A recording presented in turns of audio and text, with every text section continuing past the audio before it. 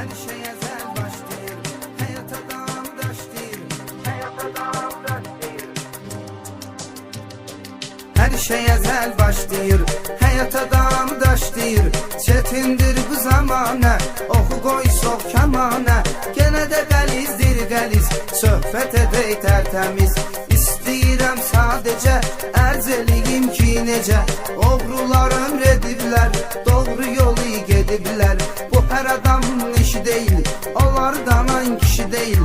Götürsəylə bəzəldən, 100 il qabaq təməldən. Onlar xeyli olubdu, sanma yaşa dolubdu. Hamısı öz əcəli ilə, doğru düz əməli ilə. Ömr eləyiblər qəti, artırıb baxtar teti. Xarzuba vaqif özü, olub həqiqət gözü.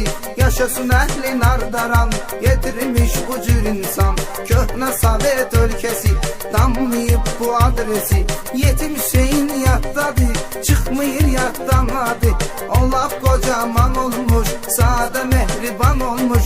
70 ilin içində, olub bəlalı gündə.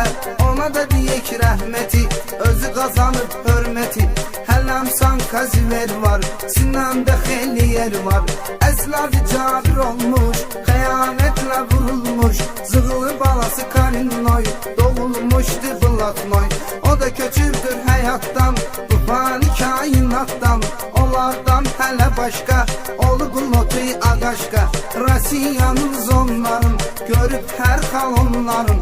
Düşüb ara vəziyyət qurub, mərdi məzalar vurub. Rəhmətlik bəxtiyar, sağ ikən qoyub şuvar. Deyib oğru aləmi, həmişə görüb dəqəmi. Özü də cəfalar çəkib, ömrü bəlalar çəkib.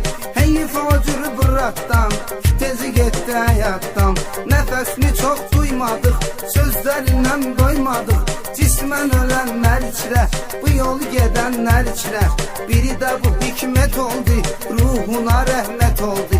Yaşatdı bu adları, köhnə bəcdadları. Özü də getdi qəfildən, amma düşmədi dildən. Sanma təkcə Sabirabad, eylədi hörmətini yad. Azərbaycan milləti, yad elədi hikməti.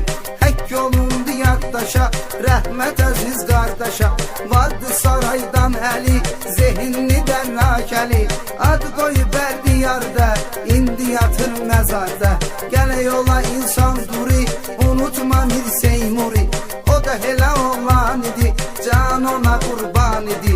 Çıxmaz heç yadımızdan, yazsaq icadımızdan. Bu kəslərin ey insan, gedir söhbəti hər an.